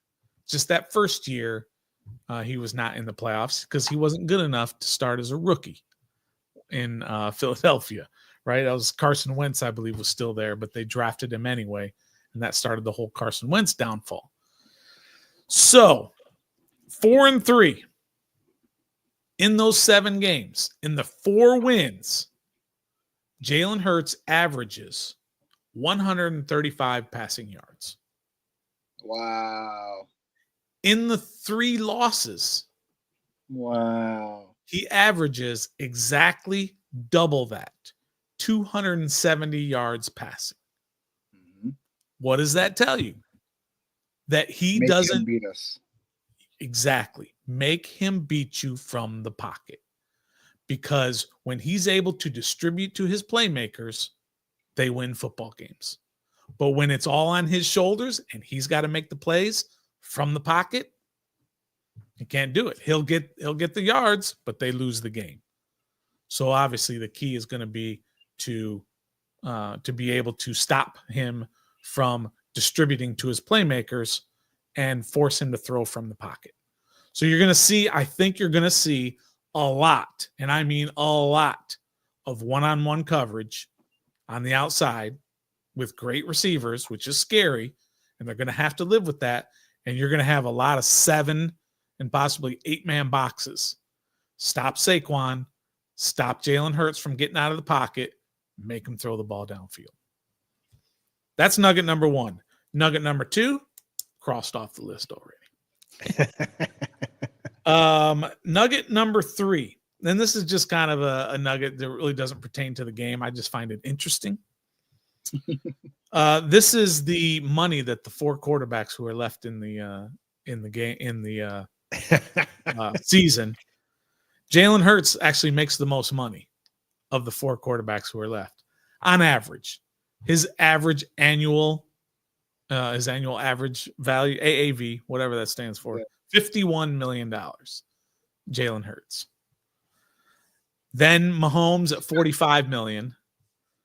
Then Josh Allen at $43 million. Then Jayden Daniels at a paltry $9.5 million. Hey. Wild. Isn't that crazy? I do feel the rookie contract stuff is overblown. We've talked about this before. There's only one quarterback who that actually, or one team that worked out for, right? That was the Kansas City Chiefs winning in the early Mahomes years. Okay. No other team has been able to really duplicate that because you do need a quality quarterback to win the Super Bowl. There's outliers, of course. I won't call them out. But you need a quality quarterback to win the Super Bowl. And if you have a quality quarterback, you're going to have to pay them. I don't know if if I'm looking at that as a Kansas City fan, I feel like I got a deal for Patrick Mahomes. Oh yeah. If Jalen Hurts is a $50 million quarterback and Patrick Mahomes is a $45 million. I feel like that's a steal. Well, it's like next quarterback up. I mean, Trevor Lawrence got paid last year an S ton of money, and he's not even really that good. But Daniel Jones got paid good money. Daniel Jones got paid. It's next man up. That's just kind of how it works, right? So Mahomes, when he got his deal, that was probably 3 or 4 years ago now at this point. And he signed a 10-year, $450 million contract, and all our jaws dropped. We're like, wow, $450 million. Now it's a bargain. Now you're like $45 million for a quarterback? Damn, Kansas City should be able to win a bunch of them because they can fill in a lot of holes with that money. But $9.5 million, and you got for Jayden Daniels, and Dak Prescott got paid. Joe Burrow got paid. All those guys got paid, right? $9.5 million, and now you still have $90 million in cap space for next year. you can fill in a lot of holes with that JD5. All those that you mentioned, though, they're not a rookie like Jayden Daniels, right? They were rookies, but they weren't Jayden Daniels rookies, right? Mhm. All right, last little nugget here for y'all. This is very interesting. The referees for this particular game. Oh, here comes this conspiracy. Another overblown. It's not a Yeah. conspiracy. It's what's called fact. I mean, Sean Hockley is going to be the referee for this game. Him and Philadelphia his- 6-0, right? Philadelphia in the Yeah. last 5 years, Yeah. was 6-0. I'm just giving you facts. You can. I make what you know. want. Philadelphia is 6-0 in the last 5 years with Sean Hockley as the official. That's not it, though. Sean Hockley was also the referee in the New Orleans game for Washington when they had that weird stopped clock deal at the end of the game. Yeah, John Keim even called it out. That almost made them 0-3. 0-3. Yeah. Here's the big thing to know. So Sean Hockley's crew was there for 2 Washington games this year. That was New Orleans and also the Atlanta game a little bit later. And we won both. So And keep he it moving. Did win both, right? Here's the interesting thing, though. The amount of holding calls, offensive holding calls that Washington has on the entire season, half of them were in Came those against. 2 games. Yeah. Those particular 2 games. Stop Half of holding. their season. Their Stop holding. season holding calls are in those 2 games. And if you remember, if you go back and watch that and you see that Sam Cosmi got called for it twice. Yeah, the in first that one New was Orleans game. bogus. The first They one was were bogus. Yeah, maybe the second one was. Second one he got a little. He was holding the second one. But that's just interesting. Interesting. Maybe it's only interesting to me, but half of all their holding calls for 17 regular season games occurred in the 2 games that Sean Hockley's crew officiated. Just putting it out there. Yeah, I feel like the ref thing. I don't want to fixate on that. Yeah, exactly. I don't think that would be a reason why. I feel like that is. We're becoming Philadelphia fans. That's loser talk. And we're starting to come up with the excuses pre-game, right? Yeah. Hurts is a little injured. Jalen Carter's not feeling great. AJ, Smith we had doing Hockley as our ref, so we knew we were going to lose anyway. It is not the talk I want to focus on. Now, I do want to focus on some news and notes, which is why we're going to hit up Trev. For all your Commanders news and notes, it's the TNN. Here's Trev.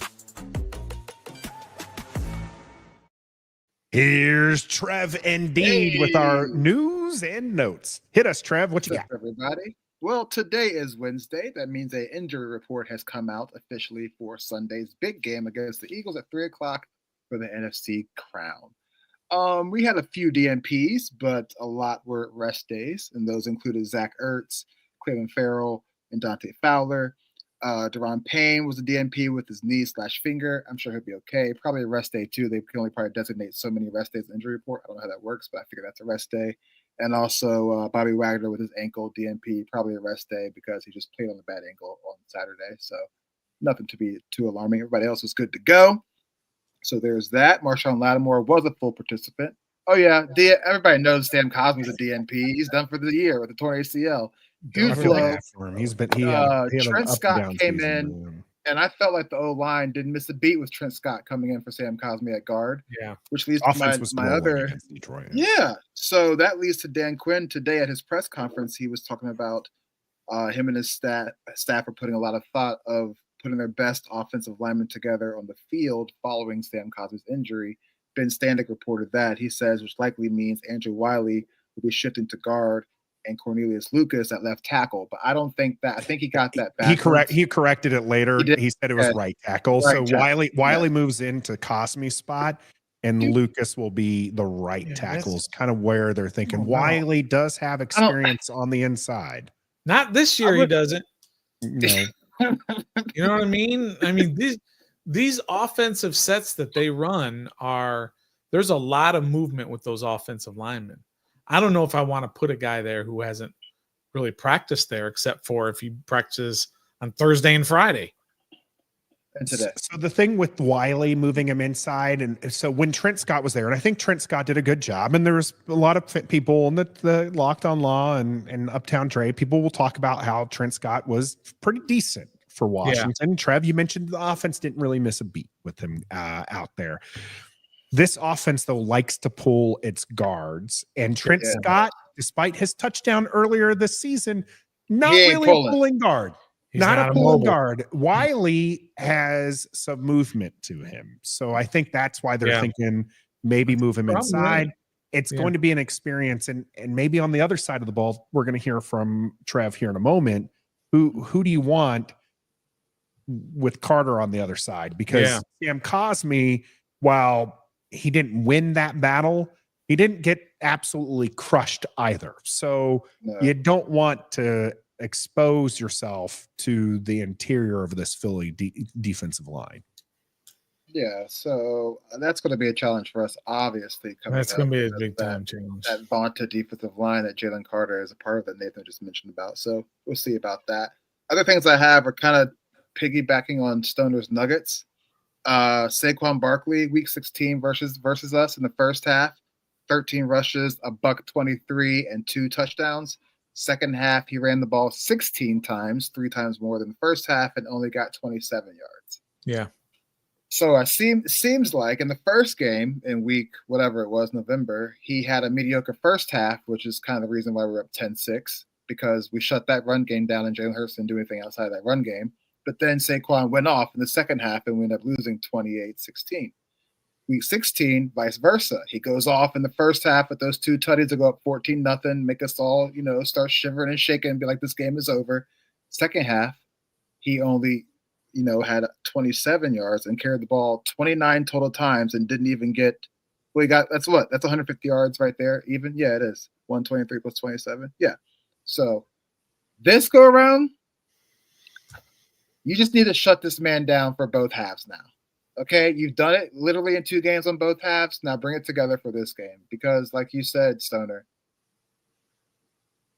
Jalen Hurts is injured, which I don't look for him to be as mobile as he has been, more scrambly as he has been. So if we eliminate Saquon, we really have to make Jalen Hurts beat us from the pocket on a bad knee, which means for our defensive line, Johnny Newton, Sheldon Day, Jonathan Allen, D. Payne, you guys have got to wreck that offensive line. This game literally, I think, should be about the trenches. Their offensive line is vaunted as well. Half the reason why Saquon is in the MVP conversation for his 2,000-yard season. Half the reason why Jalen Hurts has got his team to the NFC Championship is that O-line. So as far as my news and nuggets go, that's about it. For Wednesday, not much happening. They practiced inside today because it's, the super cold front out in, the east side of the town right now. So they were in the bubble, practicing, and they were blaring Fly, Eagles Fly, according to Ben Standick too. So, last week we were in the bubble and we were, playing loud Lions music crowd noise and, seemed to work with that. Yeah, seemed to work. And then were they playing? Maybe Detroit probably should have done that for themselves with that 12-man on the field penalty they took. You would think. Were they playing Fly Eagles Fly or Fly Elgsis? EGLS. Those who might have missed it. The reference there is the Philadelphia mayor was trying to pump up the crowd in front of her and misspelled Eagles terribly. Terrible. As I got 2 as more. One broadcaster might say, terrible. 2 more notes to go along, kind of piggybacking on Stoner's Nuggets too. Jayden Daniels stats and where he ranks among the playoff quarterbacks. He's first in yards at 567. He's 4th in completion percentage with 69.7. He's first in QBR, 86.8. And he's 4th in passer rating at 116.2. And this is his very first time suiting up for NFC Championship. Yeah. Second note, real quick, Nathan. Oh, go ahead. No, yeah. So I was going to tie into that. Roger here hit this one early. Jayden is playing better than every QB in these playoffs. He just is. Hands down. When it comes down to it, Stoner used to pick games this way. When it's a toss-up, which team has the better QB? Mm-hmm. Right? That's what it comes down to. Jayden Daniels is the best QB on the field Sunday. One. And then Zach Selby provided this little nugget, which blew my mind. We have somebody on our team who's leading the entire playoffs in tackles. And his name is Jeremy Chin with 20 tackles. But wait, there's more. There's another player 2 spots below him, third, with 17 tackles this playoffs, and that's Bobby Wagner. Yeah. And wait, there's more. There's another player on this list who's tied for 9th with 13 as Frankie Louvu. Yeah. Our defense is hitting with these Jags, guys. Shout out Bobby Wagner, Hall of Famer, but everybody else is a Jag. Louvu's a rising star. I don't know, man. I don't know. I just feel we just got to stop Saquon and we can literally win this game. I think it comes down to, as far as I'm concerned, yeah, Kenny Pickett doesn't play defense. yeah. Washington tore them up there, number 1 defense, and they looked pretty good that second game. I think it's going to come down to a few things. So when it comes with Jalen Hurts, that second game, they were up with Jalen Hurts, and they looked like they were going to try running away with the game before Jalen Hurts got injured and left the game. Part of that, though, was he was beating us not in the air, he was beating us on the ground. Correct. He is not healthy enough to beat us on the ground, which is going to severely limit him. Washington, though, still has to get after him and make him rush through his processes. That's where the Philadelphia line is going to come into play there. So can Washington create pressure? The other thing that I wanted to bring up, I apologize if you can hear Little Miss over in the corner there. I think she has something else to bring up too. She's cheering us on too. So the other thing I wanted to bring up here is Washington, Jayden Daniels specifically, is by far the best quarterback right now against the blitz. Philadelphia and their defense are known for being aggressive, but here's the other thing they're known for is getting after you with just 4 guys. Yeah. Washington cannot allow that pressure with 4. You have to block well enough that it changes the mindset of Philadelphia, where they have to start throwing extra bodies.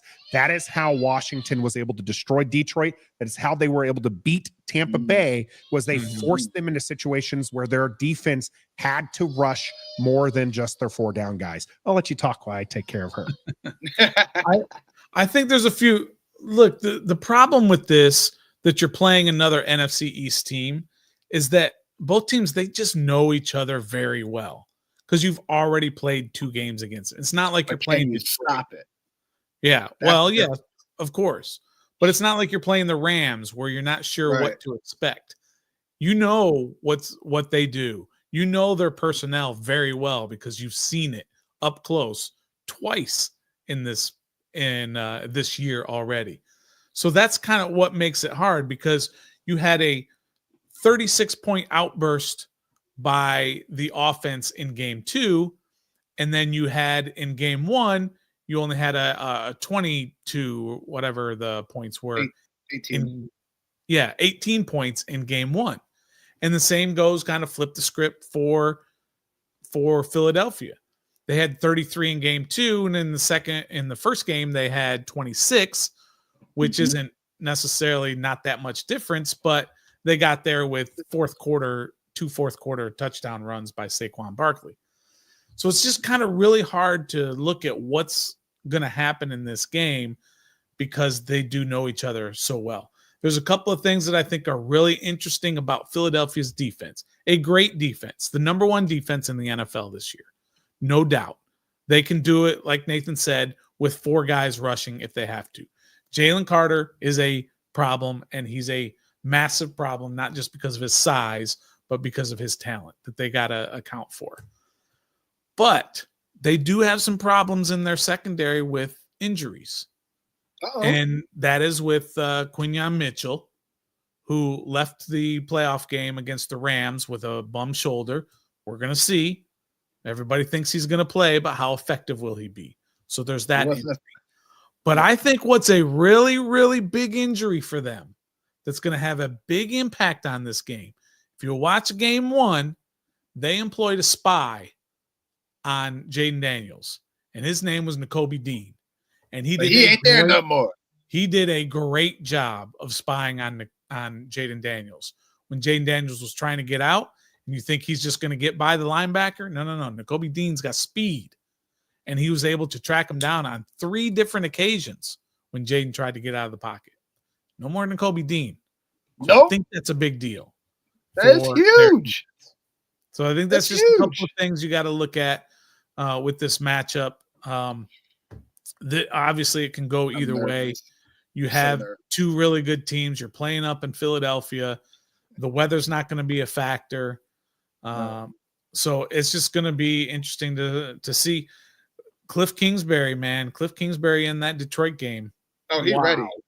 Wow, was he ready good. for Philly.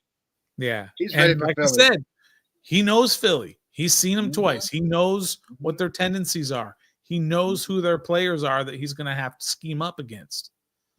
So who's going to be better on Sunday at scheming? Is it going to be Cliff Kingsbury? Is it going to be Vic Fangio? And I think that's where this is all going to come down to, is not our defense against their offense. They're going to get theirs. But can their defense stop Jayden Daniels and this historic run that he's on? We're going to see. We're going to find out. I said this in the Bucs game. I said this in the Lions game, and it holds true. This offense, this Cliff Kingsbury, Jayden Daniels offense is legit. They're good. What they need is the defense. Make 1 or 2 stops. That's it. That's all they need. 1 or 2 stops. You don't need to be legendary. You don't need to be a top 5 defense the way that just the Eagles are, right?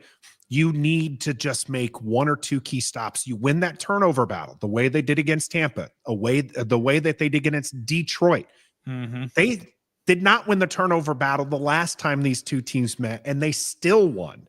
If Washington can take care of the ball, they can win this game. Keep Jalen keep Saquon on the sideline. Yeah. We're not in a hurry this game. We got 60 minutes. It's the same thing we said against Detroit. The best defensive player for Washington in this game is going to be Jayden Daniels. He's got to either have these long drives or he's got to score every time they get the ball, which is basically what he did against Detroit. Bro, we got to come out and score first. I want to come down and punch them. I don't agree with that. I want to make theory. Is that your theory, Stoner? You don't want to drive down on the opening drive, right, Stoner? You feel like that's bad mojo. Well, it wasn't. There was another game that happened, but didn't necessarily happen in the end. Was the national championship game? Remember, Notre Dame went right down the field and had a 10-minute drive, scored a touchdown, and then couldn't do anything the rest of the game. But then they came alive in the fourth quarter and kind of ruined my whole theory. But no, I'm saying that I don't think this is one of those games, and I know everybody wants to jump out to an early lead, but I don't think it's necessary. They were down 14-0 like that against Philadelphia in that second game and came back and eventually won that game. Yeah, but that's what I'm saying. I don't want to do that because we keep mentioning it's going to run out at some point. How many times have we gone through this exact scenario, Trev? I know, but Stoner. Yeah. The next game we play, if we wins the Super Bowl. Right. Okay? I know. But here's the scenario, Trev. Here's in our group chat, in our Ref the District group chat. The other team scores and Trev says, it's over. We're done. Yeah. Yeah. And I attribute that to by the way it happens too. And then I'll jump in and I'll say, Trev, don't panic. Don't panic.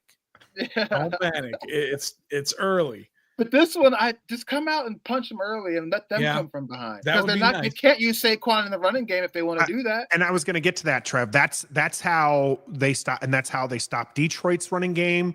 That's how they were able to neutralize Tampa Bay's running game. Is if they keep the pressure on the opposing team, they can't use their best weapon. Washington is abysmal stopping the run right now. They have their moments. They have halves. They have quarters where they look really good. Large in part, it's do they get the early down stops? Can they get a stop on 1st and 10? Because if they can get a stop on 1st and 10, that puts the team in a passing situation. 2nd and 12, you don't really want to run the ball. You want to pass. Right. I'm okay. if Jalen Hurts has to pass the ball. Like I was okay if Goff had to pass the ball. And as much as I love Baker, I was okay if he has to pass the ball because the less times those running backs touch the ball, the better it is for Washington. Now, Detroit did do us a favor, and we talked about this before.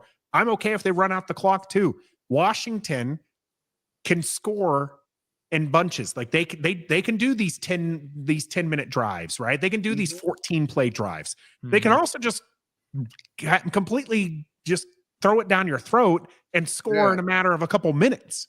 Yeah, exactly. They excel in the no huddle hurry up offense. In fact, Stoner shared a fantastic image from somebody earlier. I'm going to have to scroll up and see if I can't find it here. It's from Steve Patton from Patton Analytics. It's the most efficient quarterbacks in the huddle, okay, or in the no huddle. Yeah, in the no huddle. Jayden Daniels' no huddle rate is greater than 60%. The next closest, Russell Wilson, hovering right around 30%. But it gets better because he's also EPA per dropback in those. He's one of the best in the league. Yeah. There's another reason why he's the best rookie ever.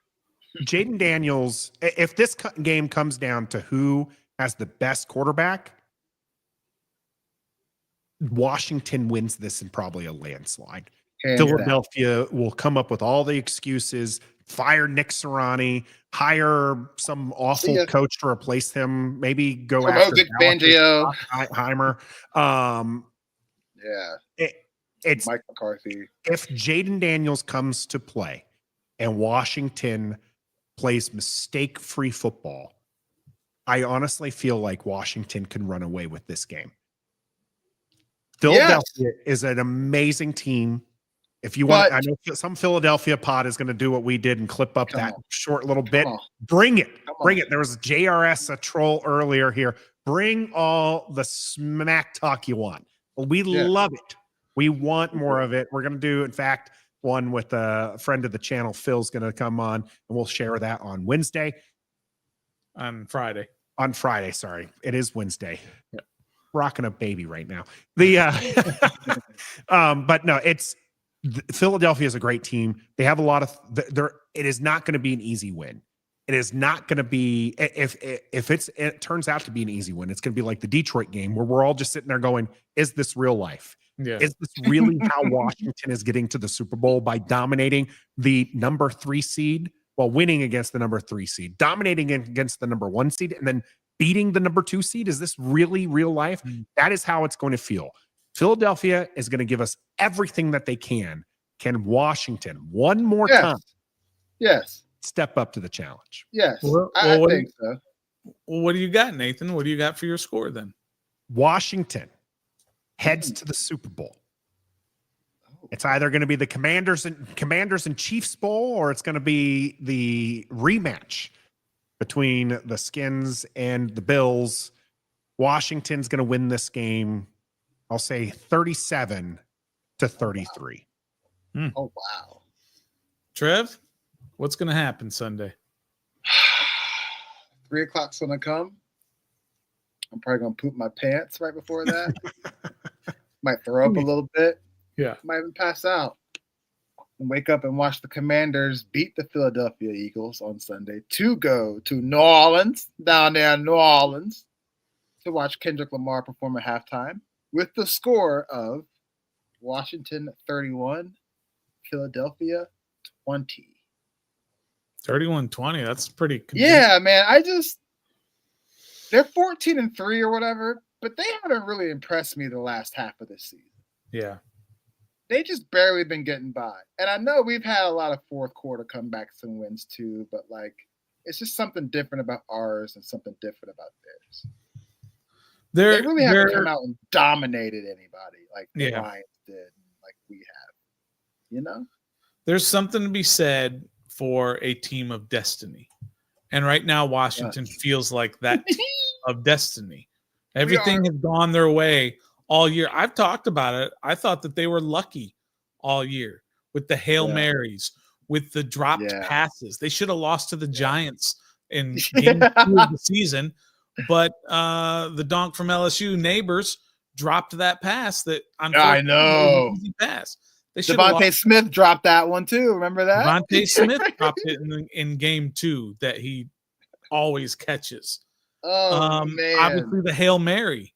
That was obviously extremely lucky. Drop on the season, by the way. Yeah. Well, yeah, actually he ended up having 2 that game. So it was his first 2. He had one earlier in that game, but that was the only 2 he dropped all season. You put Derek Carr in that game, they beat us in that 2-point conversion. If that 2-point conversion when they got down the field, right? And then how about the Cowboys game? You win on the last play of the game. I wouldn't say that one was necessarily lucky, but you barely got by in that game. Yeah. And then you have the what game am I thinking of? Maybe I already mentioned the Hail Mary, right? Yeah. You had the Hail Mary. They had a lot of lucky games. That's what happens with teams of destiny. And you combine that with a quarterback who's on a historic run and not a fluky run. Not he came out of nowhere, and this is not earned. That all of a sudden in 2 playoff games he's been big time. He's done it all year long, and he's doing it in a way that has impressed the entire NFL. Nobody's saying that this is fluky. This is all from hard work. It's from dedication. It's from study. It's from practice habits.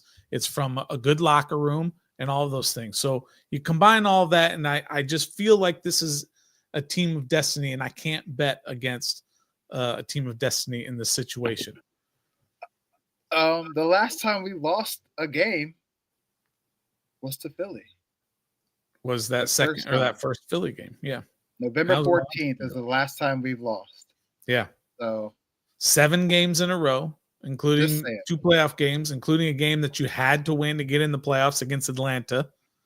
Yep. Right. And then the next week to get the 6th seed where you beat the Cowboys, all of these things.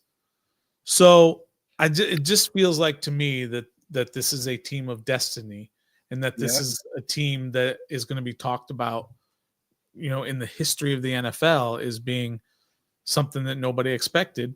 And so I'm going to also pick Washington. They've got to win the turnover battle. They have to. Both teams, by the way, have forced 6 turnovers in these 2 playoff games and haven't turned the ball over. But somebody's also, doing it. Jayden Daniels has been sacked 1 time for 0 yards, and that was in the Tampa game. This last game for the Rams, I believe Jalen Hurts was sacked 6 times? 8 times? Yeah. Something like that.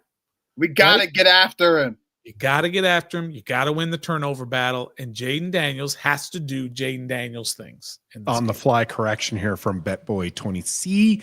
I think Dallas was our last guys. Yeah, we lost to Philly, then we lost to Dallas. We thought we were going to have a bounce back game against Dallas. Yeah, that's it was right. a really weird game. Yeah, so thanks BetBoy for that one. I didn't think the Philly one sounded right, but I was going to let it fly. The unlike the Eagles. What's that? The Elgises. The Elgises. Yeah. This is going to be an insane game. Home teams are 7-2. What's the record right now? 6-2, I think. Yeah, in the playoffs right now. There was how many other games leading up to this? There's only 2 losses for the home teams. Those 2 losses were courtesy of the Washington Commanders. Heading into this game, 6-point underdogs. If you like their chances, make sure you hit that like button for us. Make sure you subscribe to the channel and you share it so other people can join in the conversation. We stream live every Wednesday, 7:30 Eastern here on YouTube and Facebook, not Tuesday, like some goober decided to schedule it yesterday. No, in fact, it is here on Wednesday. Of course, you can listen to us on your favorite audio platform as well. We're all wearing the burgundy and gold glasses, thinking Washington's going to get a win. Lots of people in the fans, our viewers, are thinking that as well. We appreciate everybody jumping in here in the chat. We will be live after the game. You can hear us celebrate or you can hear us cry, but it's going to be one heck of a time. So make sure you join us there. I also mentioned we'll be on with Phil for Trending in the AM. That will be happening on Friday, so make sure you tune into that as well. We appreciate you in the chat. I'm Nathan. That's the Stoner. That's Trev. Yes, sir. And until next time, EGLSES losers. Yeah. Be a fan.